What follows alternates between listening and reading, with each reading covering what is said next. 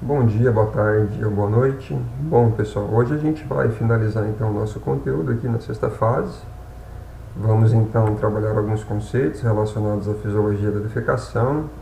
Mais uma vez eu agradeço aqui a contribuição do professor Eduardo por contribuir aí com parte dos conteúdos. Aqui nós temos então o nosso plano de aula, o conteúdo programático, a bibliografia básica recomendada. E esse é um conteúdo que ele tem uma associação com o tema de constipação intestinal aí, na parte clínica, né, que vocês vão ter acompanhamento na sequência. Aqui as observações, que vocês já estão bastante aclarados, né? Então aqui a gente está lidando com um material que ele foi elaborado para suprir de forma parcial o conteúdo nesse período remoto. Mais uma vez lembrando, né, pessoal, que esse conteúdo aqui não está autorizado em nenhuma forma de cópia, regravação, reprodução fora do contexto, sem autorização expressa do autor. O conteúdo ele não visa substituir aí as leituras oriundas de capítulos que poderão embasar aí o conteúdo deste tópico, que vocês podem se apoiar aí tranquilamente nos livros textos que nós recomendamos no plano de ensino. Para este conteúdo aqui especificamente, eu confesso que é mais difícil encontrar material que aborde com profundidade o tema, tá? Então, eu me apoiei bastante nesse capítulo 18 desse livro aqui intitulado Fisiologia Clínica do Sistema Digestório. Esse capítulo aqui ele trata então de patofisiologias do intestino grosso e da defecação. A gente encontra alguma coisa aqui no capítulo 60 de Fisiologia de Aedes, tá bom? Mas eu confesso que a quantidade de informações que eu trarei para vocês aqui hoje está num bom nível e, se atentando bem aqui ao conteúdo, basicamente só precisa aí de algum complemento por fora, tá bom? Então fica então a recomendação para que chequem livros, textos indicados quando for o caso, que acessem, por favor, o roteiro de estudos dirigidos lá no Moodle, assim como os materiais complementares. Tudo bem? Só reforçando, então, quando aparecerem esses slides aqui, vocês podem optar por fazer uma pausa em função da duração do vídeo. E a gente inicia aqui, então, relembrando alguns aspectos funcionais do intestino grosso e respostas aí de motilidade colônica. Tá joia? Bom, a gente já estudou bastante aí a fisiologia do trato gastrointestinal. Hoje aqui vale para nós apenas relembrarmos, né, reforçarmos que o intestino grosso então ele está inteiramente relacionado ao trânsito e à formação do bolo fecal. A gente sabe que segmentos proximais, iniciais do intestino grosso estão mais relacionados aos processos absortivos de água e eletrólitos remanescentes do processo digestivo lá no intestino delgado. E a gente inicia então com uma transição ilio-cecal. O seco, né, do latim, vem de cego, né, esse fundo cego. E a gente nota então que nesse cólon ascendente, cólon transverso, a gente vai ter ainda uma grande capacidade de promover a absorção de NaCl, como a gente já viu em conteúdos anteriores. E essa absorção de NaCl, ela gera um gradiente osmótico aí também para a absorção de água.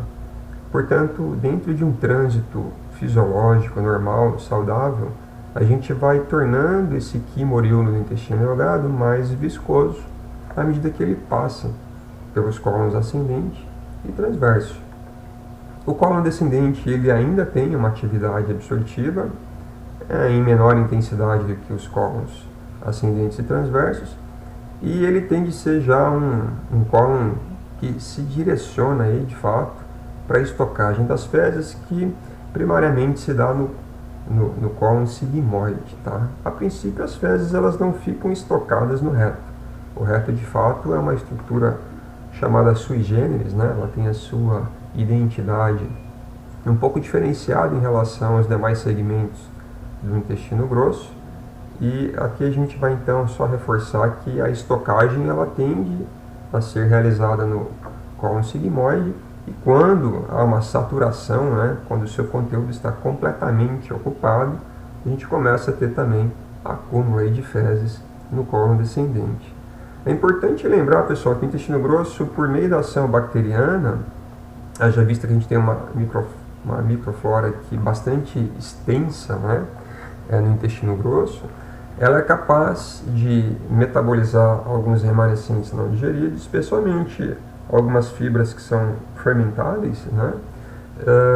E com isso a gente pode ter a produção de algumas vitaminas, como a vitamina K, algumas vitaminas do complexo B, e portanto é uma contribuição importante do metabolismo bacteriano.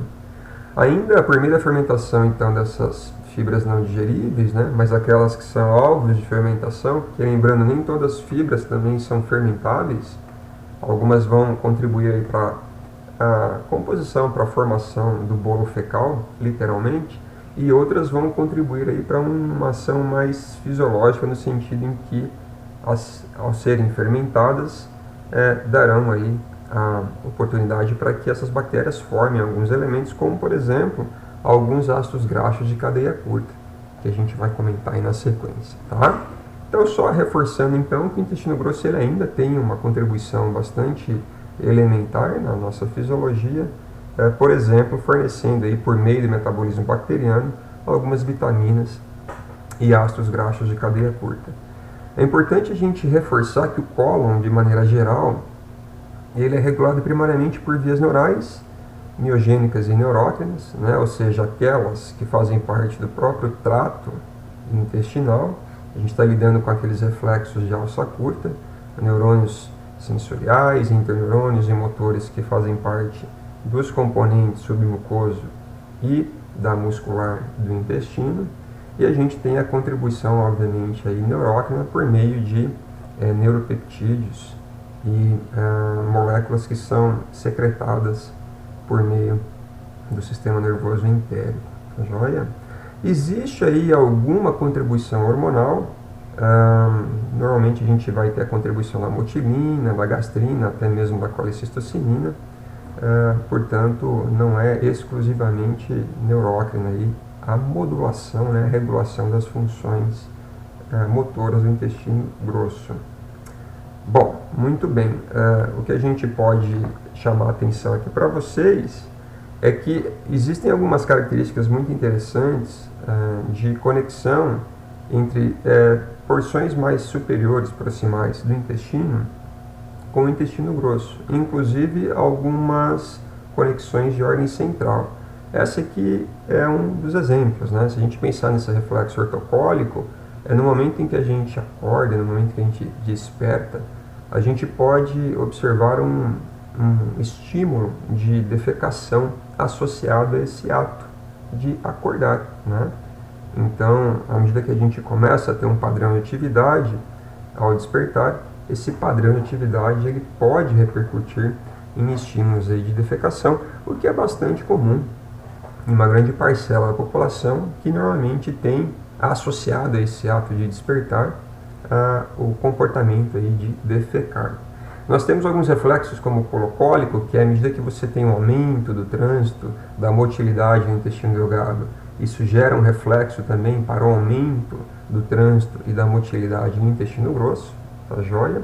E o reflexo gastrocólico, que é um dos mais presentes, que é à medida que você tem um aumento da atividade gástrica, muito associado ao ato, então, das refeições, né, de ingerir aí uma refeição, a gente normalmente tem associado a este evento o reflexo aí também de defecação estimulado, e isso é bastante coerente, né, porque seria equivalente a um esvaziamento das porções mais distais finais do intestino, associada aí à chegada de mais alimento em porções superiores do trato gastrointestinal.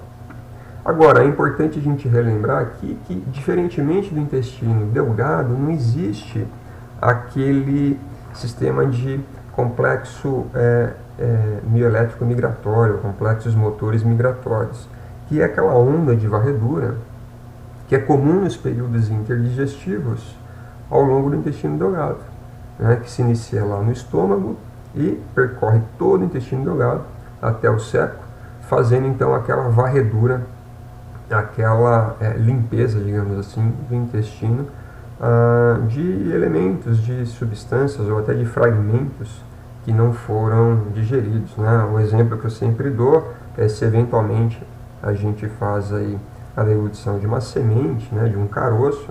Esse caroço ele permanece no estômago ao longo do processo de esvaziamento gástrico e somente no período interdigestivo esse caroço ele vai ser eliminado aí do estômago por meio dessas ondas de varreduras, que são os complexos mioelétricos migratórios. E esse complexo, portanto, ele não existe no intestino grosso, obviamente, né? Porque do contrário nós faríamos evacuações associadas a esses complexos se eles ocorressem no intestino grosso. Aqui vocês têm uma discriminação bastante clara da estrutura do intestino grosso, que já foi bastante trabalhada em anatomia, e basicamente é importante a gente relembrar que quando se trata de musculatura longitudinal, nós temos apenas alguns feixes longitudinais que compõem aí as tênias, tá joia? De tal forma que a gente consegue observar as chamadas alstrações, que são essas bolsas associadas à ativação da musculatura circular relacionada a um feixe perpendicular longitudinal, né? E a gente já vai entender daqui a pouquinho qual a função destas alstrações. Então aqui só reforçando, a gente tem a transição da válvula iliocecal, seco, colo ascendente, colo transverso, descendente, sigmoide e reto, né? Lembrando que aqui no reto, como eu comentei com vocês, é uma estrutura mais sui generis, o que significa que tem uma disposição, uma especialização um pouco distinta em relação às demais partes do intestino. E aqui que eu posso chamar a atenção é que o reto ele tem um predomínio de fibras longitudinais, né? Porque aqui é importante que se faça o encurtamento deste tubo no momento da evacuação propriamente dita. Lembrando que nós temos o esfíncter anal interno e o esfíncter anal externo sob o controle voluntário cortical, que nós também discutiremos aí ao longo da nossa conversa. Bom, do ponto de vista de padrões motores no intestino grosso, a gente tem que entender que basicamente o que se espera nessa porção do intestino é que a gente mantenha esse remanescente do quimo por um período suficiente para que haja a absorção definitiva de eletrólitos e água, tá joia?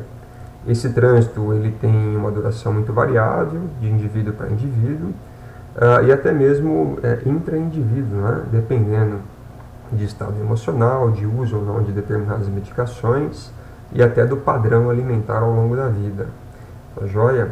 Bom, basicamente o que a gente tem aqui é que essas contrações elas se dão em resposta a condições locais, como a própria distensão do intestino.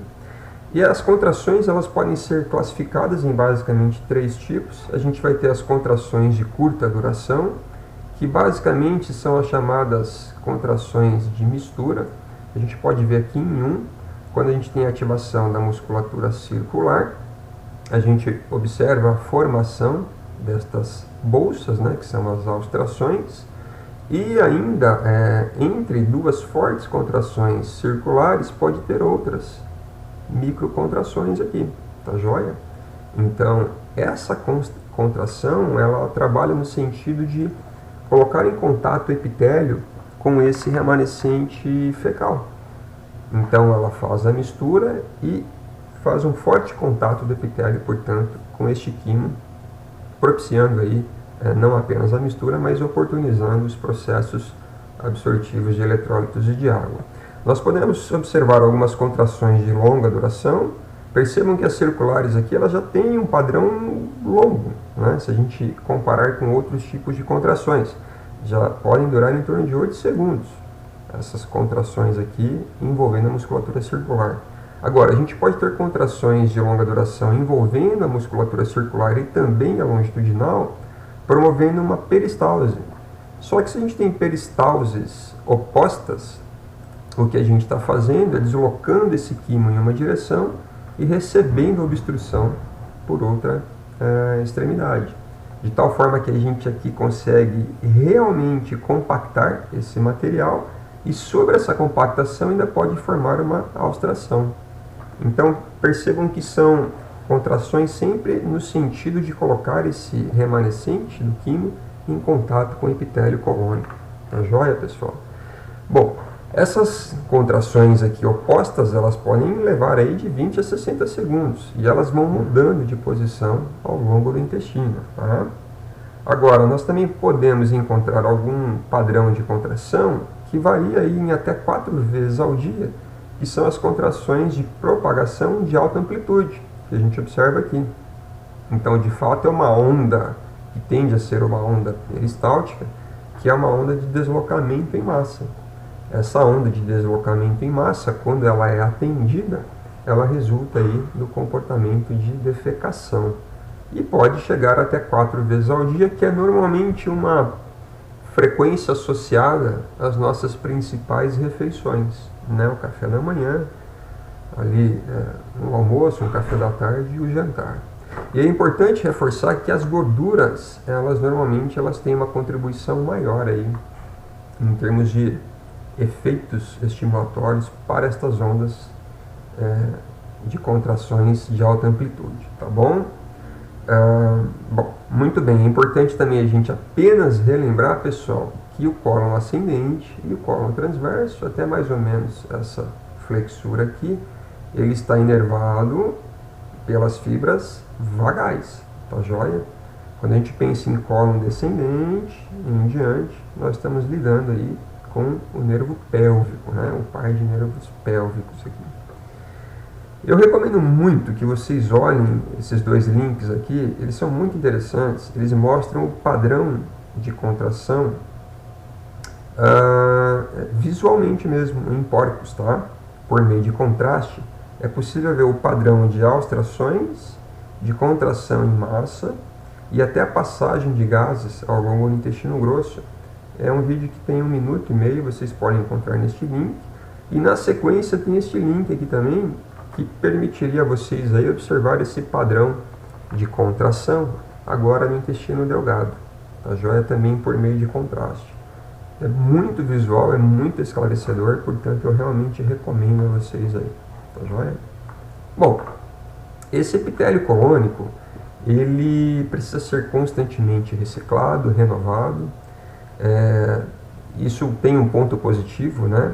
Que evitaria a eventual presença de anomalias ou de defeitos genéticos no momento ali da proliferação celular, normalmente associado à exposição de toxinas no lumen intestinal. Como a gente tem um bolo fecal que tem uma composição química que pode agredir o epitélio, essa, digamos, configuração química e a presença até de toxinas bacterianas poderiam aí ser fatores de riscos para malformação celular. Portanto, essa renovação epitelial é bastante importante. Nos seres humanos, a meia-vida de uma célula epitelial colônica é na faixa de 25 horas, tá bom? Então a gente pode dizer que diariamente a gente tem renovação aí de basicamente metade de todas as nossas células epiteliais. Bom, essa rápida renovação do epitélio, assim como a exposição frequente de toxinas sintetizadas pelas bactérias ou oriundas do meio ambiente, torna o intestino grosso também então bastante vulnerável à malignidade, né? Então, se por um lado a gente tem a renovação como um efeito de proteção, a renovação em si sempre vai dar a oportunidade de eventualmente aparecer ali uma alteração genética induzida pelo ambiente, no caso aí bacteriano ou daquilo que nós ingerimos, agindo então aí como, de certa forma, fatores de risco para a formação de pólipos.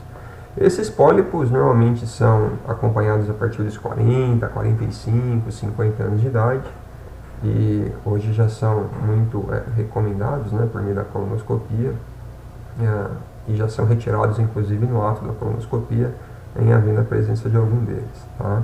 Então é um aspecto bastante importante de ser avaliado ao longo da vida, especialmente à medida que a gente vai envelhecendo.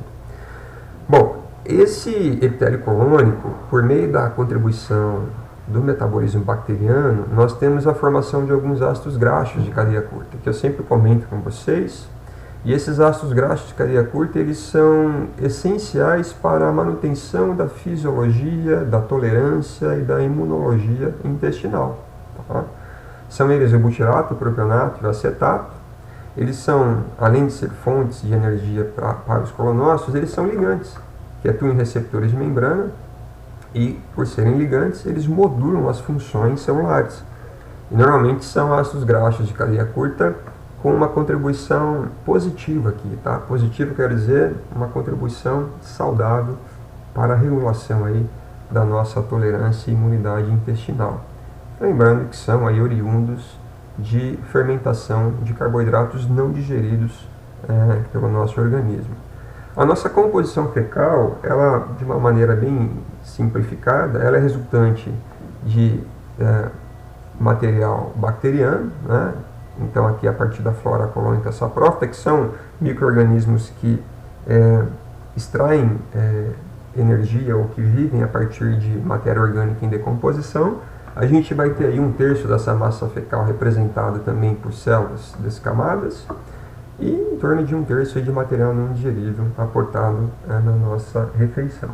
E normalmente até 200 ml de água dia diluída nessas fezes, lembrando que quando a gente tem uma quantidade de secreção copiosa de fezes, a gente estaria lidando com incontinência fecal ou diarreia, né?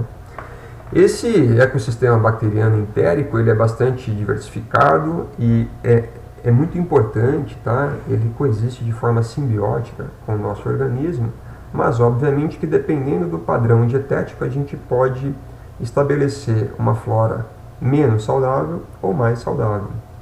E aí, mais uma vez, eu trago novamente aqui aquela discussão relacionada à modificação dos padrões alimentares, ultimamente, especialmente pela introdução dos alimentos ultraprocessados, ricos em açúcares refinados, em sódio, né, até pouco tempo em gordura trans. E esses componentes oriundos dos alimentos industrializados, ultraprocessados, eles tendem a favorecer uma microflora menos saudável. Mas pensando em alimentos in natura, uma alimentação mais próxima daquela tida como alimentação saudável, né, ela tende a favorecer aí uma composição bacteriana também mais saudável. Percebam que a presença de bactérias, ela se diversifica à medida que a gente percorre do epitélio ao lume intestinal. A gente chega a encontrar algumas bactérias na transição epitelial, ali na camada de muco, né? E especialmente bastante presente no lumen intestinal, lembrando que a gente está falando de intestino grosso aqui, né, pessoal? Que é um intestino que tem pouco trânsito, pouca motilidade, portanto, propicia maior presença de bactérias nesse órgão. A gente observa que as bactérias elas estão presentes desde a nossa cavidade oral, né, bucal, até o cólon. Eu já comentei com vocês sobre a presença de bactérias no estômago, quando a gente fala de H. pylori, por exemplo. Existe uma diversificação que vai além da H. pylori. E à medida que a gente vai se distanciando do estômago, vai aumentando a densidade de micro-organismos. Então a gente vai ter uma grande quantidade de bactérias efetivamente no intestino grosso. Lembrando que ao longo do intestino delgado, a gente tem uma dificultação da presença das bactérias aí, por meio da acidificação ainda presente do quimo gástrico e da grande quantidade de enzimas digestivas, que são oriundas do suco pancreático, e também aí, né, pessoal, da grande motilidade intestinal, tá joia? Essa, digamos, flora bacteriana, ela tem a sua composição e a sua consolidação realizada até 2 anos de idade. Essa literatura reforça que o primeiro ano aqui é fundamental e muito importante. Por isso, cuidado com o aleitamento materno e a introdução de alimentos in natura nesses recém-nascidos, né? E evitar aqui, de fato, os alimentos ultraprocessados nesse período. Tá joia? O uso de corticoides de forma excessiva e de antibiótico terapia.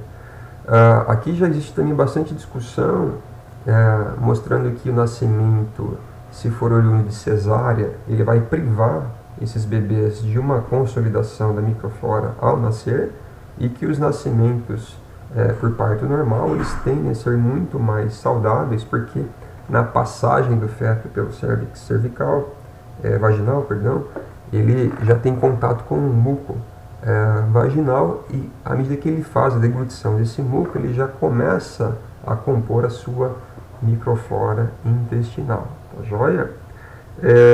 Bom, então, alguns fatores que influenciam na composição dessa microflora bacteriana se dá por meio, como eu acabei de dizer, da colonização materna, né, se vem de um parto por cesárea ou nascimento por parto normal, a dieta que é oferecida a esse bebê, as exposições ambientais, um ambiente mais ou menos saudável, como por exemplo os poluentes presentes no ar das grandes cidades, conviver com familiares que são fumantes, né?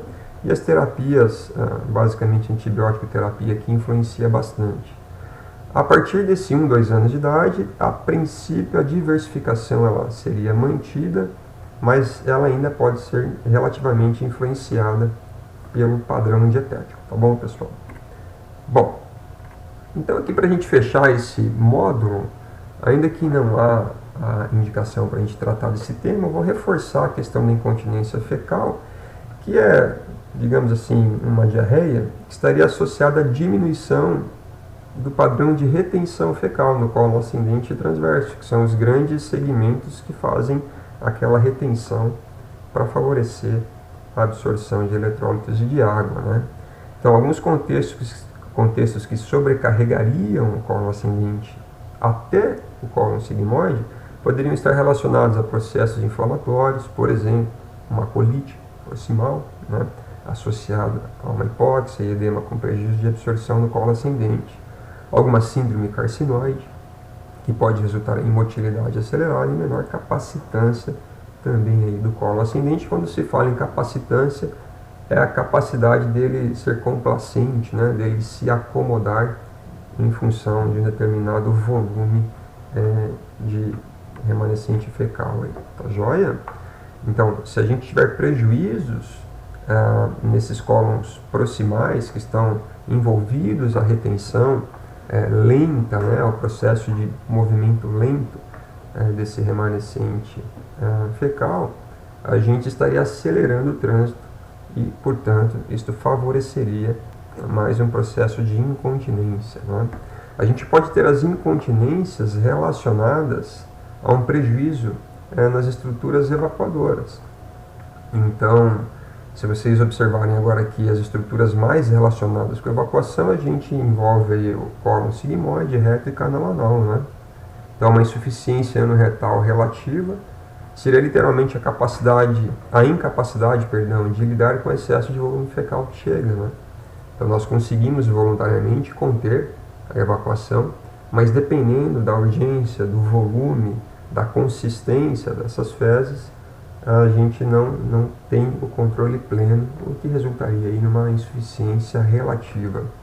E a insuficiência anorretal absoluta é aquela que está relacionada a prejuízos anatômicos que de fato não são capazes de conter as fezes nessas estruturas relacionadas à evacuação, especialmente reto canal anal, tá bom? Se vocês olharem aqui, nós podemos ter alguma incontinência passiva, que seria aquela descarga involuntária de gás ou até de fezes sem o conhecimento, sem a percepção do paciente. Isso pode estar associado a uma fraqueza, né, do esfíncter anal interno e ou externo. Esses, por sua vez, seriam resultantes de neuropatias ou até de uma hipossensibilidade retal, né? Nós temos a incontinência de urgência, que seria aquela descarga fecal, apesar, né, de uma tentativa de contê-la. Então, aqui mais uma vez envolvendo a fraqueza dos esfíncteres anal interno ou externo. Nesse caso, uma hipersensibilidade retal, ou seja, pode ser que a presença de pequenos volumes no reto já sejam suficientes para que force a resposta evacuadora, e um prejuízo de complacência retal. O reto ele não é tão complacente, né? Normalmente ele não é complacente para reter fezes. É uma estrutura que, uma vez que seja acionada, ela responde aí para a eliminação do conteúdo.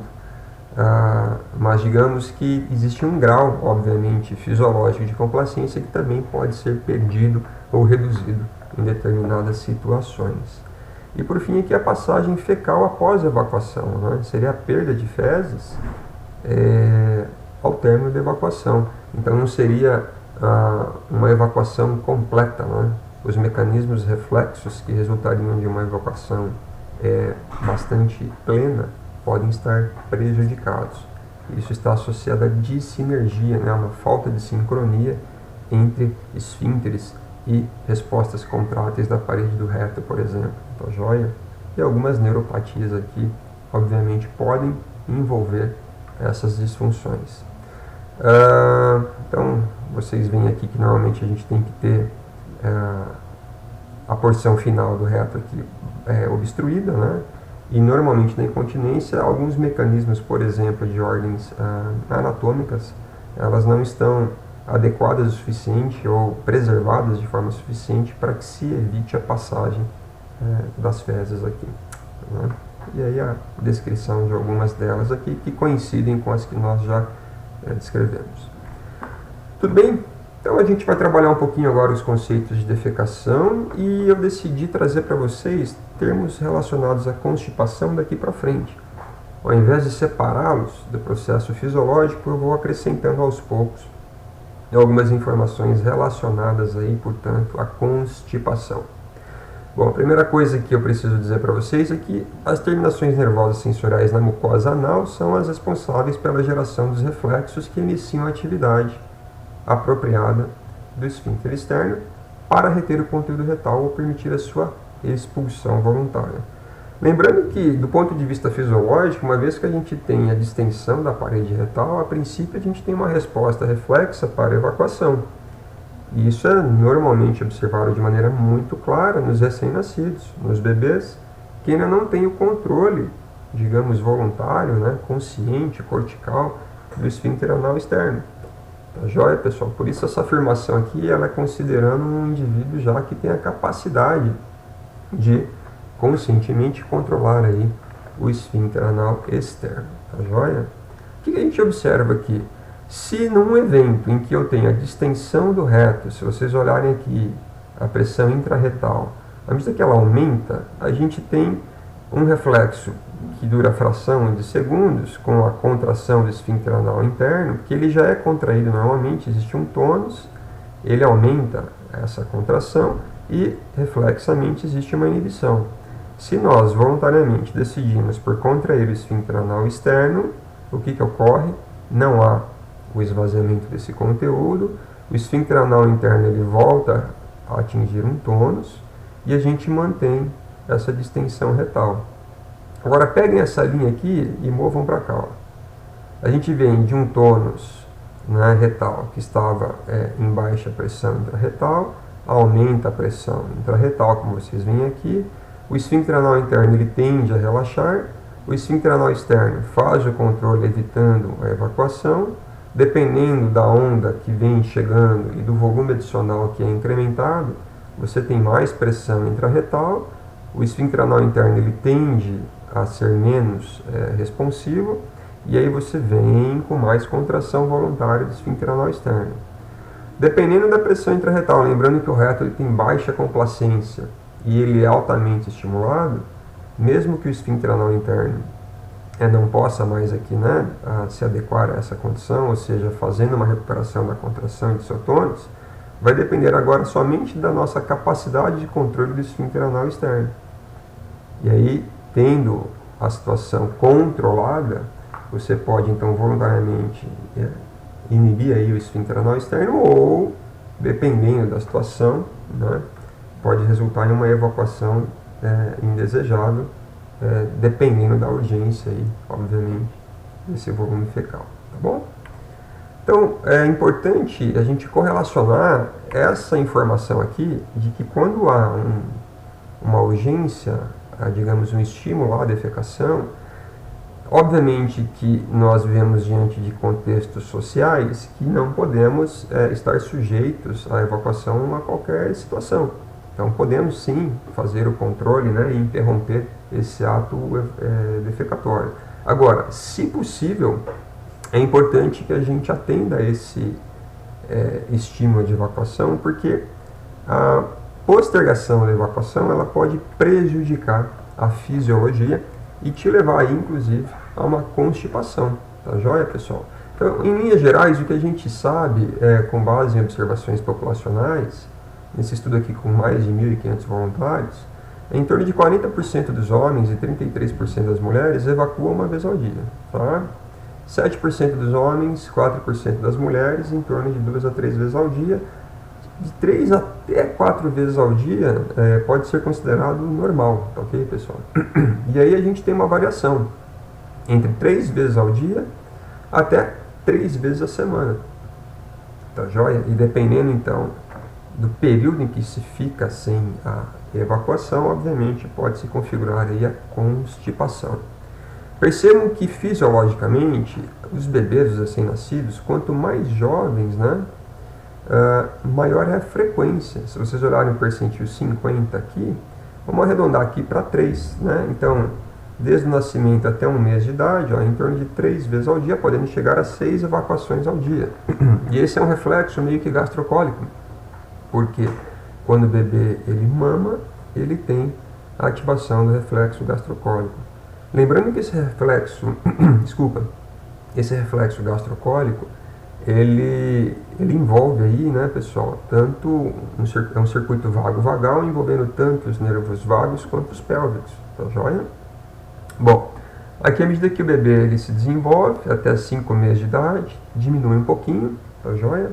Vai se desenvolvendo melhor aí o trato gastrointestinal, a capacidade de absorção, de digestão, e aí o percentil 50 vamos arredondar aqui para 2 vezes ao dia, até 1 ano de idade se mantém por volta de até 2 vezes ao dia, podendo chegar aí até 4 ou menos de 1 vez ao dia. Entre 1 a 3 anos de idade, uma média aqui de, vamos falar assim, entre 1 a 2 vezes ao dia.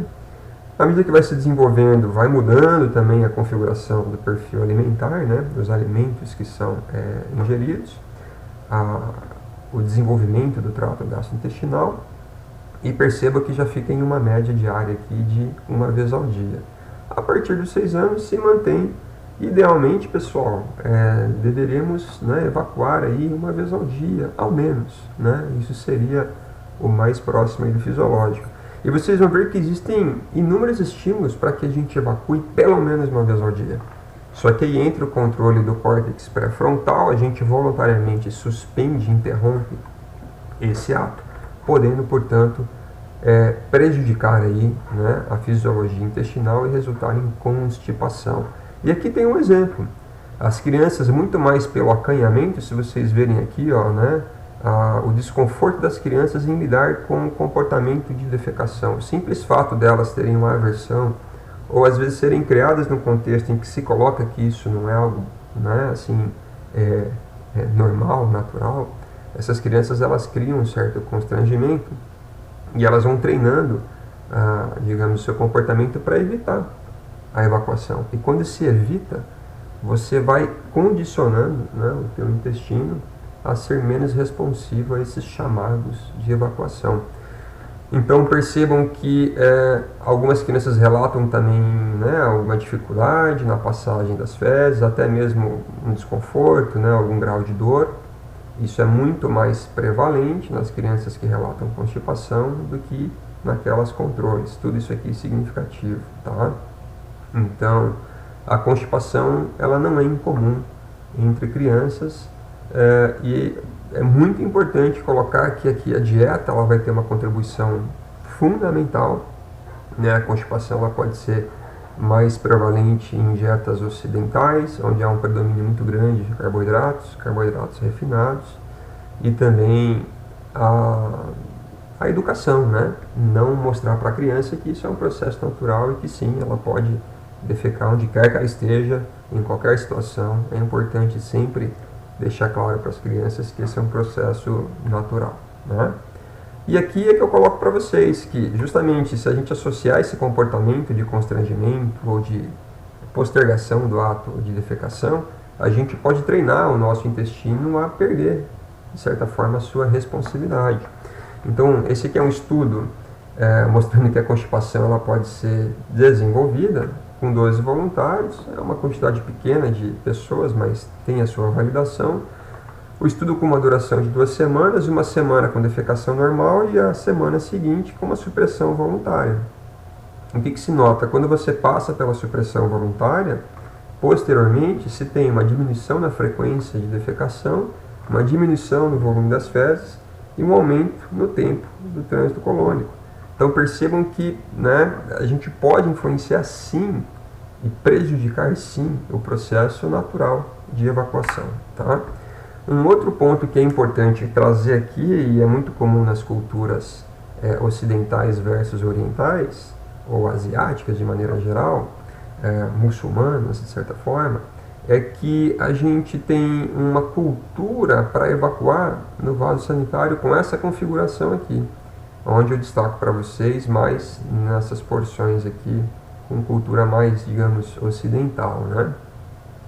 Já em outras culturas é muito comum você trabalhar com essa performance aqui, que é literalmente o agachamento, que é a forma biológica, natural de se evacuar. Né? Se você pensar num contexto selvagem, né? Se você pensar numa criança, ou se você pensar num adulto mesmo que tiver que evacuar numa situação natural, né? Sem um suporte aí de um banheiro, naturalmente o que a gente faz é isso aqui, é se agachar.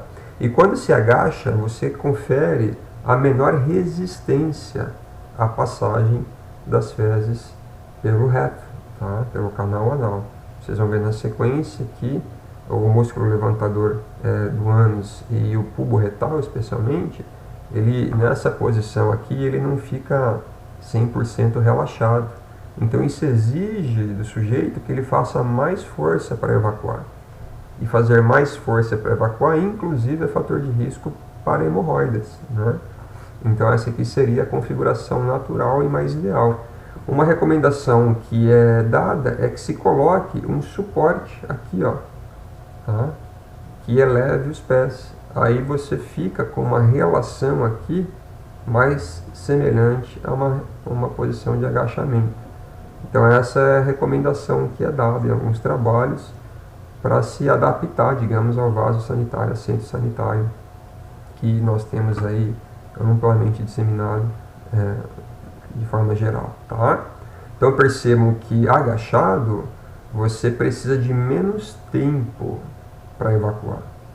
E quando você, à medida que você vai se distanciando do solo, né, a 41, 42 centímetros, como nesse exemplo, você precisa de mais tempo para evacuar, tá? Então isso é importante que vocês saibam. Bom, e como eu tenho já colocado algumas pistas para vocês aqui, a composição dietética ela contribui muito, né, para um fator mais pró-constipação ou não, para uma microflora mais ou menos saudável. Agora é importante reforçar que o alimento, né, a ingestão alimentar é o principal estímulo fisiológico para a motilidade do intestino grosso. Então percebam que essa resposta colônica, a gente está falando de intestino grosso, a refeição é estimulatória e bifásica, né? Então perceba que existe um pico nos primeiros 10, 30 minutos após a refeição. Pessoal, isso é bastante comum, tá? E é nessa hora aqui que eventualmente, do ponto de vista social, você está em locais que você evita ir ao banheiro. Mas, idealmente, nós deveríamos, sempre que tivermos aí esse estímulo, né, para evacuação, nos dirigirmos aí a um banheiro, né? Então, existe um segundo pico que pode vir aí em torno de 1 hora e meia após a refeição, que normalmente, então, são reflexos aí, estão associados aos momentos em que nós fazemos refeição, tá? Mais uma vez, os alimentos com um teor mais acentuado em gorduras, eles são muito mais eficientes em termos de estimular aí a motilidade colônica. Lembrando que as gorduras são os principais fatores que estimulam a secreção de colecistocinina no intestino delgado. E a colecistocinina, sim, ela pode ter aí uma contribuição, né, nessa modulação da resposta para a evacuação. E a ingestão de proteínas de álcool apresenta um efeito normalmente mais inibitório da motilidade colônica, assim como os alimentos com teor em carboidratos refinados, aí, açúcares refinados muito elevado, tá bom? Bom, do ponto de vista de configuração biológica, a gente observa que tanto a idade quanto o gênero ela pode influenciar no padrão de evacuação, normalmente diminuindo entre os idosos, especialmente nas mulheres pós-menopausa, portanto, há de se ter uma contribuição de hormônios relacionados ao sexo feminino, né, no caso estradiol, progesterona, na motilidade colônica, e a constipação ela é mais prevalente aí também nas crianças no primeiro ano de vida, a despeito aí do sexo, tá? Então, importante observar que nessas duas pontas aqui, né, nos recém-nascidos e na idade mais avançada, tende-se a ter uma prevalência maior aí de constipações. Tudo bem? Bom, do que se trata exatamente aí a defecação? Então, a defecação tem vários fatores aí que influenciam, né? A gente tem a fase basal, a pré-defecatória, a expulsiva propriamente dita e o término da defecação. Se a gente pensar aqui na basal, né, em repouso, esse músculo levantador do ânus, o pubo retal e o esfíncter anal interno, toda essa musculatura aqui do períneo, né, ela está com uma tonificação, a gente tem uma contração constante do esfíncter anal interno, né, e que isso, obviamente, então evita qualquer escape aí de fragmento ou de resíduos fecais durante os períodos entre as evacuações, tá? Esse aqui é o músculo pubo-retal que eu comentei com vocês, que está constantemente fazendo obstrução do canal anal, tá bom? E é ele que fica parcialmente ativado naquela postura que eu comento com vocês aqui. Então, quando se faz o agachamento, se relaxa melhor aqui esse músculo pubo-retal e se promove menos obstrução, menos resistência sobre a passagem das fezes, tá bom, pessoal? Então, na fase de repouso basal, entre as evacuações, esse conjunto de musculatura distal aqui ao canal anal, ela se encontra ativada, tá joia? Bom, e aí nós vamos então para as ondas contráteis que podem estar ou não associadas ao estímulo para defecação. As contrações fásicas são aquelas que respondem a determinados estímulos, portanto, ora há contração, ora há menos contração. Aquelas que são não propagativas são aquelas relacionadas à mistura, que são aquelas ondas que formam ali, por exemplo, as austrações, tá bom? Que pouco tem a ver aí com o evento de defecação. Nós temos algumas contrações fásicas do tipo propagativas. Se vocês olharem o vídeo que eu sugeri a vocês com contraste ali no YouTube, naquele link ali que apareceu em algum slide, vocês vão ver perfeitamente algumas ondas do tipo fásica, né? Elas são ondas contráteis, só que são ondas de baixa amplitude, o que resulta basicamente em um trânsito de gás e não em um trânsito, digamos, consistente de conteúdo fecal, tá joia? Isso pode ocorrer, pessoal, olha só, de 40 a 120 vezes dia. Agora, existem aquelas contrações que são as contrações de propagação propriamente ditas. Elas possuem alta amplitude, tá joia? E são aquelas que respondem pelo movimento em massa, que é a contração de número 3, em um dos slides que eu apresento para vocês lá na introdução. Ela tem uma frequência maior em crianças com menos de 4 anos, que estaria associada, inclusive, àqueles reflexos gastrocólicos, né? Que é mais prevalente nos recém-nascidos. Bom, em indivíduos, de maneira geral, adultos, né? Nós temos aí de 3 a 5 vezes ao dia. Como eu disse a vocês, está associado aí ao padrão de refeições mais volumosas do dia, tá joia? Essas aqui são as oportunidades que nós temos normalmente para executar aí o processo de evacuação, tá joia? Que deveria ser então acentuado, né? Oportunizado. Bom, existe então, como já foi dito, né, associado a essas contrações de propagação de baixa amplitude, um relaxamento transiente do esfíncter anal interno. E esse relaxamento transiente é o que permite a passagem, portanto, dos gases. E é dito também por alguns como reflexo de amostragem que pode ocorrer aí com uma determinada variação por hora, mais uma vez associada ao perfil dietético, né? Isso pode variar de dia para dia dependendo da refeição, a composição da refeição que nós fazemos. aquelas refeições que geram mais gases, obviamente, vão resultar em maior reflexos aí de amostragem. Essa é uma situação que, então, é fisiológica, é bastante comum, e tende a promover, então, um relaxamento transitório do esfíncter anal interno. Obviamente que esse reflexo de amostragem ele pode ser abortado por meio da ativação do esfíncter anal externo. Tá joia? Bom, uma vez que a gente tem o desejo, né, o controle voluntário, estamos falando aqui de crianças, de adultos, né, que já tem o esfíncter anal externo sob o seu controle, a gente vai então proceder até um banheiro onde a gente vai agora se preparar para o processo defecatório. Esse evento, né, de urgência aqui, ele se inicia primariamente por uma distensão do reto. Então essa distensão do reto ela vai nos dar a conscientização por meio de aferências que trafegam até os nossos núcleos centrais. Então nós vamos ter aí a conscientização desse ato e aí nós teremos a decisão por evacuar ou não, dependendo do contexto em que nós nos enquadramos. Então antes da gente trabalhar esse circuito, eu queria só mostrar para vocês, né, à medida que a gente vai falando aqui de fisiologia, eu trago algumas informações relacionadas à constipação e parece então que algumas pessoas constipadas elas apresentam, entre outros fatores, menor pressão colônica frente às contrações de alta amplitude. As contrações de alta amplitude são essas aqui, que elas devem chegar em torno de 100 milímetros de mercúrio de pressão intracolônica, né?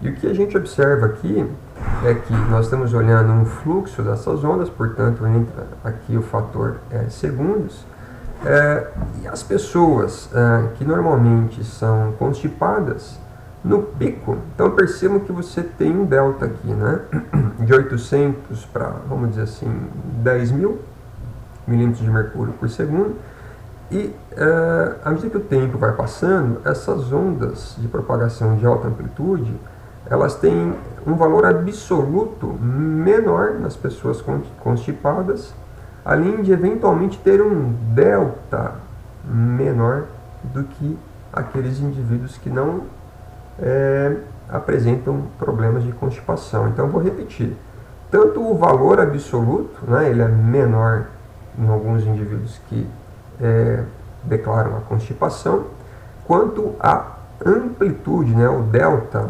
frente a esse reflexo, ele pode ser menor nos indivíduos constipados em relação aos indivíduos saudáveis. Então se vocês veem esse pico desse ponto até este, é muito menor do que um pico deste ponto até este aqui, tá? Então um prejuízo aí na amplitude dessas ondas de propagação, assim como o valor absoluto, né, pode ser um dos fatores de riscos aí para indivíduos que relatam constipação. Uma outra coisa que pode ser notada é que, se vocês olharem que em indivíduos saudáveis existe uma relação direta entre as contrações de propagação de alta amplitude e a necessidade em defecar. Uma relação que pode estar atenuada em pacientes com constipação. Aqui a gente está olhando em Y, né, o tempo, em minutos. Olha só que tem pessoas que podem levar aqui até 1 hora, né, para defecarem. E aqui a gente está olhando as pessoas que relatam problema de constipação e as pessoas que não relatam. Percebam que nos indivíduos saudáveis, toda vez que há uma onda contrátil de alta amplitude, normalmente existe um evento de defecação e essa resposta aqui, ela dura menos de 10 minutos. Ou seja, entre ter a onda de propagação de alta amplitude e a defecação, esse processo aqui ele é praticamente imediato. Já nos indivíduos constipados, parece primeiro que eles perdem essas ondas de alta amplitude, que não é o caso aqui. Aqui esses indivíduos eles têm as ondas de alta amplitude, mas são de menor intensidade. Agora, neste caso, a princípio, nem se nota as ondas de alta amplitude, né? E os indivíduos eles evacuam contando apenas com as ondas contráteis de baixa amplitude, por exemplo. Tá joia? Então percebam que nesse caso na deficiência ou na ausência dessas ondas de alta amplitude, o indivíduo ele leva muito mais tempo, né, para evacuar. Isso aí, obviamente, está associado à constipação. Nós temos outro fator que pode estar associado à constipação, que seria uma alteração da sensibilidade retal, né? Então aqui percebam que a hipossensibilidade retal, ela responde por menos circuitos reflexos. Porque se você concorda comigo que quando há ativação de mecanorreceptores no epitélio retal, isso te devolve uma resposta reflexa defecatória, nesse caso aqui o indivíduo com uma hipossensibilidade, ele não consegue armar devidamente aí esse reflexo. De tal forma que se vocês olharem aqui, as pessoas que relatam, né, defecações diárias, elas precisam de um pequeno volume intrarretal para que arme uma resposta reflexa. Pessoas que defecam ao menos a cada 4 dias, né, já seria um grau de constipação aqui moderado, você percebe que precisa de basicamente o dobro de distensão retal para que se arme uma resposta reflexa. E aquelas que evacuam a partir de 4 dias, ou seja, uma vez a semana, elas precisam de 2 vezes mais distensão retal. Então pode ser que a hipossensibilidade retal, de fato, ela corresponda a uma menor resposta reflexa do ato defecatório, né? E aí o que é importante reforçar é que a supressão habitual da necessidade de defecar pode levar à atenuação desse reflexo e levar a um tipo de um megaretum, né? Ou seja, à medida que você conscientemente, voluntariamente posterga a defecação, você tende a represar mais fezes no reto. E essas fezes elas precisam se mover retrogradamente ao cólon sigmoide, mas à medida que ela retorna aqui e fica represada nesse reto, você tende a atenuar, a prejudicar, a acomodar esse circuito reflexo, de tal forma que cada vez mais vai lhe exigindo maior quantidade, né, de fezes para que você acione a resposta reflexa fisiológica. Então tudo isso é muito importante de ser dito, né, pessoal, porque são comportamentos que estão muito presentes na nossa rotina, né, inclusive como estudante. Que você tem que pensar, por exemplo, se você vai fazer uso de um banheiro público, né, qual que é a questão de higiene, se esse banheiro tem condições para lhe atender, o momento, se ele é oportuno ou não. Então, infelizmente, a gente tem inúmeras situações que lhe fazem postergar esse ato defecatório, mas idealmente não deveríamos, tá joia? Aqui é só para mostrar para vocês que existem 2 formas da gente iniciar a defecação. Existe aquela reflexa ligada, por exemplo, ao ato de despertar, né, que é aquele reflexo ortocólico, ou ao gastrocólico, que é quando a gente está se alimentando. E aí você tem um circuito que ele é central, periférico, tá joia? Passando por nervo vago e pelo nervo pélvico aqui, que faz o controle do cólon descendente em diante. Agora, nós temos a situação que não necessariamente está relacionada a essas 2 configurações aqui. Simplesmente você tem a distensão retal por um movimento de alta amplitude, né, propagação em massa do bolo fecal do cólon descendente até o reto. E uma vez que você tem a distensão retal, se arma aí os reflexos para que a gente tenha a evacuação.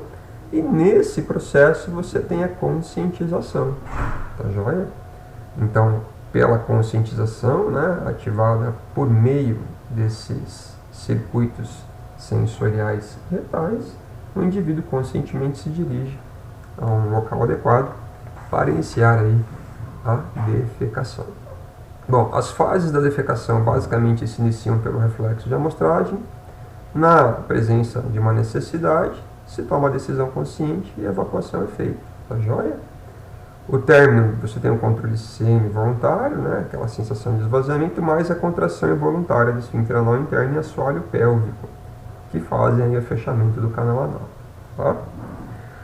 Bom, vale lembrar mais uma vez, então, que a gente passa por um circuito sensorial aferente, que envolve os neurônios do sistema nervoso entérico. Se vocês pensarem em uma pessoa com paraplegia ou tetraplegia, elas terão apenas o acionamento da circuitaria entérica, tá joia?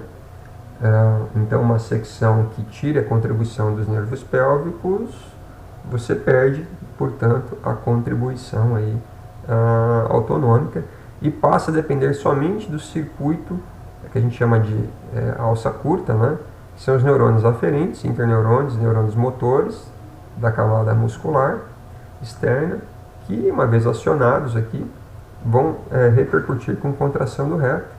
Eu não sei dizer para vocês se as pessoas com paraplegia ou tetraplegia têm algum grau de constipação, pode ser que tenham, né, um prejuízo, ou não. Tá? Então, realmente eu desconheço essa informação, mas intuitivamente podemos dizer que há uma preservação da resposta evacuatória, porém, dependendo da configuração dessas fezes, da consistência dessas fezes, esse circuito parasimpático pode fazer falta, né?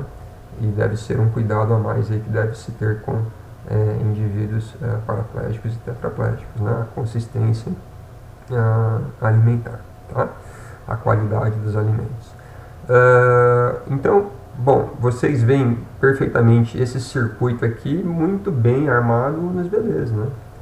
Então, como eles não têm o controle do esfíncter anal externo, cabe, obviamente, apenas a esse circuito aqui a elaboração de um plano de defecação. Tá?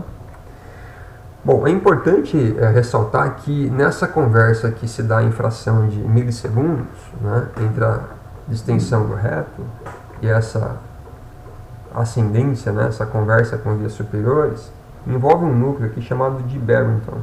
Esse núcleo fica na formação reticular ali na ponte, e esse núcleo ele está associado à elaboração de respostas reflexas, autonômicas, que envolve também a micção e alguns comportamentos sexuais. Tá? Então, esse é um núcleo que tudo isso pode estar integrado, né? Esses impulsos sexuais, a micção e a defecação. E esse núcleo, portanto, ele conversa com o núcleo dorsal do vago, que a gente encontra aqui, e a partir do vago a gente tem toda a elaboração de respostas motoras que vão atender até o cólon transverso, e a gente tem também um outro núcleo que a gente vai ver aqui na sequência, que vai lidar com as porções mais distais, especialmente cólon descendente, sigmoide, canal anal e reto, tá? Envolvendo inclusive o assoalho pélvico. Então perceba mais uma vez aqui, ó, a partir desse núcleo de Barrington, então a gente tem a comunicação estreita com outros 3 núcleos viscerais, e aí eu vou começar aqui pelos motoneurônios somáticos do núcleo de Onuf, que a gente observa aqui, né? Esse núcleo aqui, ele está relacionado ao acionamento da musculatura do assoalho pélvico, tá certo? Então, toda a apreensão abdominal, todas as contrações reflexas que ocorrem associadas ao processo de evacuação estão sob o controle desse núcleo. E, pessoal, não subestimem, porque, veja bem, dependendo do contexto, há aumento da frequência cardíaca, aumento da frequência respiratória, é necessário fazer uma apreensão abdominal maior. Obviamente que a apreensão abdominal ela está sujeita a um controle voluntário, mas quando se trata de assoalho pélvico, a gente já não tem tanto controle, né? E frequência cardíaca e respiratória muito menos. Então existe uma integração durante o ato da defecação que conta aí com vias superiores, tá?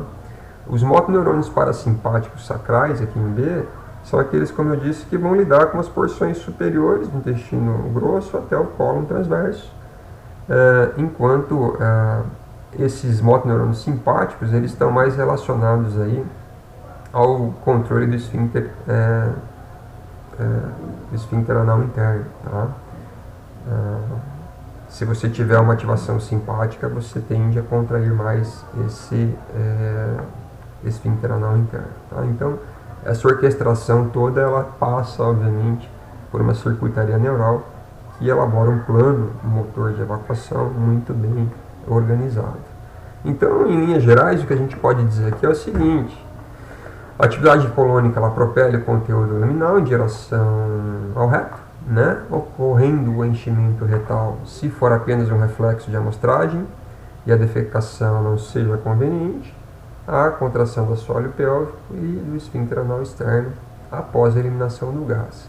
Se você tem ativação de mecanorreceptores com uma maior intensidade no reto, onde há uma necessidade, né, de defecação, se faz a postura adequada, ocorre o relaxamento do assoalho pélvico, dos esfíncteres anais, e a pressão retal se torna maior que a pressão anal, ocorrendo, portanto, aí a expulsão. Tá? E o que se entende por constipação propriamente dito? Né? Quando se tem aí em torno de menos do que 3 defecações por semana. Como eu disse a vocês, isso primariamente está associado a componentes culturais e alimentares, muito mais que qualquer outra desordem, tá ok?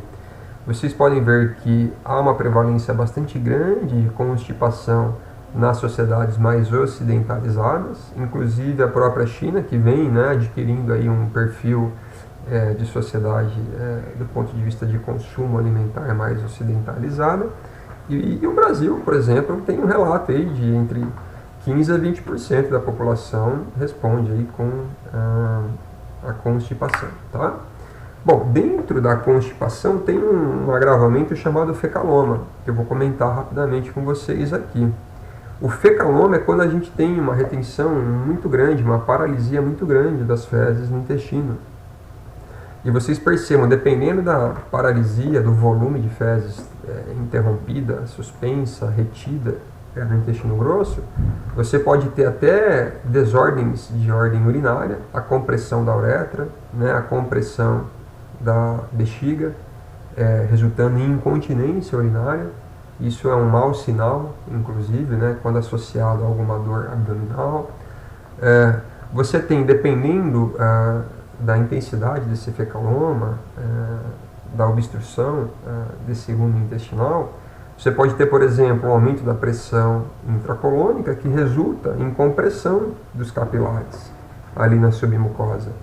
E essa isquemia, né, ela por sua vez vai estar associada a uma inflamação, a uma exudação de líquidos. E aí vejam aqui, ó, nesse contexto você tem a chamada diarreia paradoxal, ou seja, o indivíduo ele não defeca, mas ele forma uma evacuação de líquido, tá?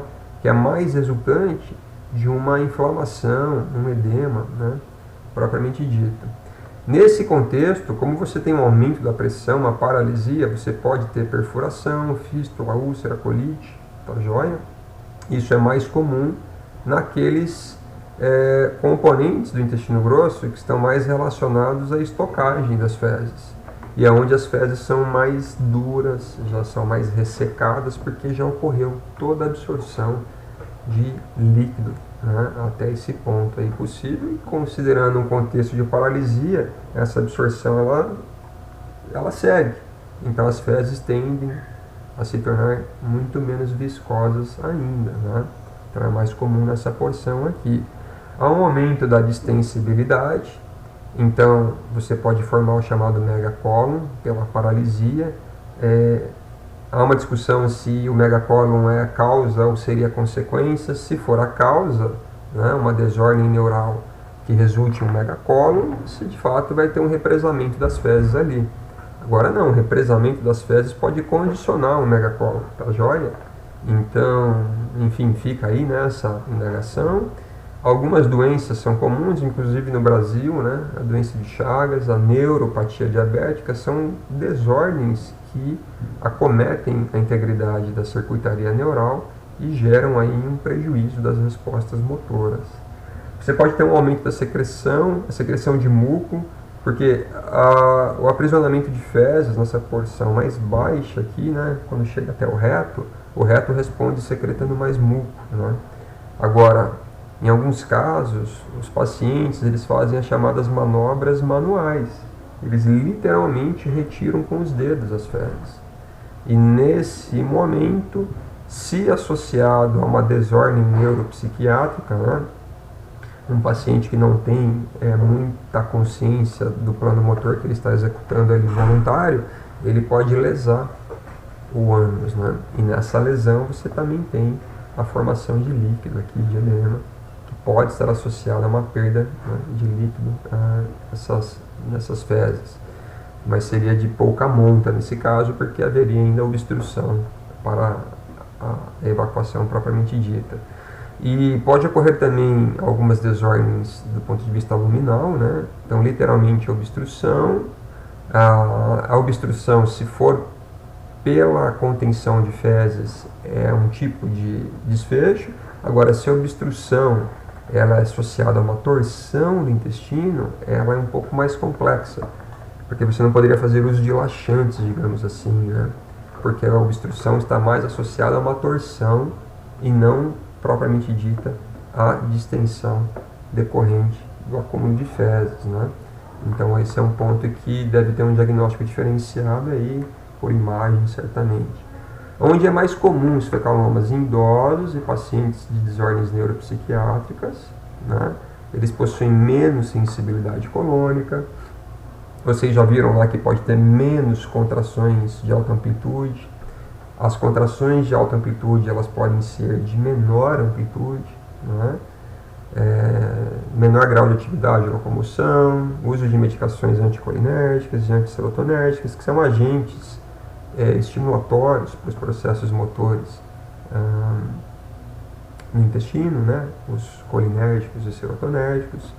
E existem algumas complicações associadas aos fecalomas, que é a perfuração no intestino, a obstrução intestinal, ulceração e a obstrução uretral. Então é um fato bastante preocupante, e para vocês verem aqui, né, eu trago esse trabalho para vocês, é um relato de casos, a ameaça aqui, né, da impactação fecal, que é uma outra forma de se relacionar aí ao fecaloma.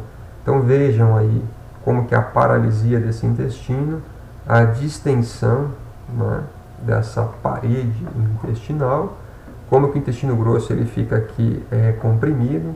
Isso aqui é um homem de 18 anos, com histórico de asma e constipação crônica, sem febre nem instabilidade hemodinâmica, com distensão exacerbada do abdômen, presença de edema e palidez na perna direita. Se recusou a receber laxante, retirada manual após anestesia. Pessoal, olha só, veia ilíaca, contraste aqui da veia ilíaca esquerda e a veia ilíaca direita. Então, a distensão aqui desse intestino, ela comprimiu a veia ilíaca. Daí o edema e a palidez na perna direita, tá? E aqui em corte transversal, vocês vendo aí a paralisia desse intestino, tá certo? Eu deixei para vocês, ali nos vídeos complementares do Moodle, um vídeo, dá para ver que está em espanhol, né? Não sei se é no México, se é aqui na América Latina, se é na Espanha, uma cirurgia de fecaloma, tá?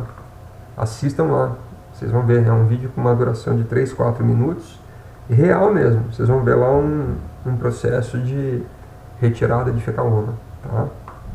Realmente recomendo. Então a gente finalizando aqui, pessoal, na continência fecal, né, uma situação que a gente tem uma permanência prolongada no colo das fezes e o endurecimento das fezes. As variedades podem ser aqui, ó, continência fecal por atividade aumentada do sistema retentor, no caso colo ascendente e transverso, ou seja, uma paralisia, menor motilidade, é um período de trânsito muito acentuado ali, então há uma retenção muito duradoura das fezes naquele segmento. Desculpa. E a continência fecal por insuficiência do sistema contentor evacuador. Aqui no caso os reflexos que acionariam a defecação propriamente dita. E eu vou comentar com vocês já na sequência.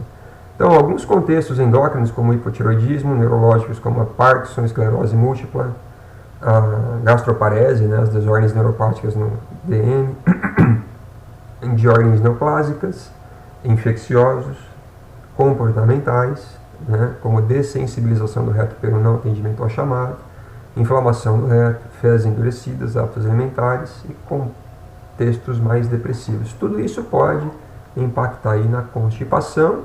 Vejam essa afirmação aqui no início do século XX, que é interessante. A liberdade dos intestinos é uma das mais preciosas, talvez a mais essencial das liberdades, sem a qual o homem não pode atingir a plenitude. É verdade, né? A gente sabe muito bem que o livre trânsito, o processo de defecação, tem que ser atendido quando não ele se torna um transtorno muito grande, né? Então aqui, para não reforçar tudo, né, pessoal, tem algumas características que denotam uma situação de prejuízo no processo de sincronia, de reflexo do ato evacuatório, que eu vou comentar rapidamente nesse slide aqui. Você pode ter, por exemplo, uma situação onde, quando há distensão do reto, o esfíncter anal interno ele também se contrai muito. É uma dissinergia, é uma dessincronia. O esfíncter anal interno aqui, ele deveria ficar uma cor clara aqui, tá? Um azul. Mas o que acontece? O esfíncter anal interno, ele contrai quando o reto se distende. Então isso é péssimo, né? Ele está fazendo exatamente o contrário do que deveria.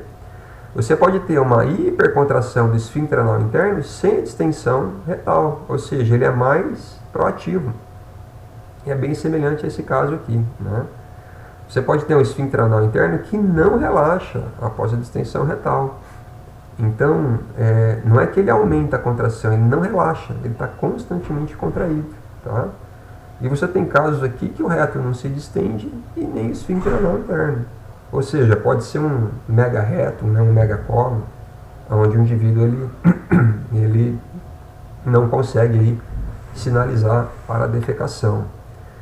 Tem duas revisões que eu achei muito interessantes colocar para vocês. Eu não vou detalhar aqui, até porque não é minha função, né, entrar com a parte clínica, mas as causas primárias da patologia, fisiopatologia da constipação, as secundárias, normalmente envolvendo algumas medicações, obstruções de ordens metabólicas, neurológicas, né?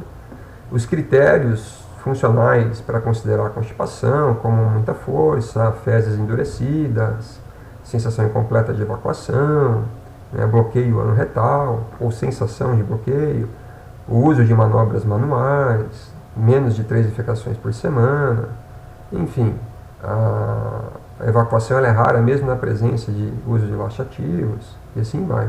Tá? Ordens primárias de constipação, passando pelas constipações idiopáticas, de desordens retais, ou por baixo trânsito intestinal, as secundárias, enfim, fica aí o convite para que vocês acessem esse material. Eu agradeço a atenção de vocês, a gente chegou aqui a 1h17, é um conteúdo que foi bastante longo, né, pessoal? Mas, felizmente, aqui nós encerramos nosso conteúdo, espero que vocês tenham gostado aí do conteúdo, e mais uma vez foi um prazer aí ter tido esse momento com vocês, até mais.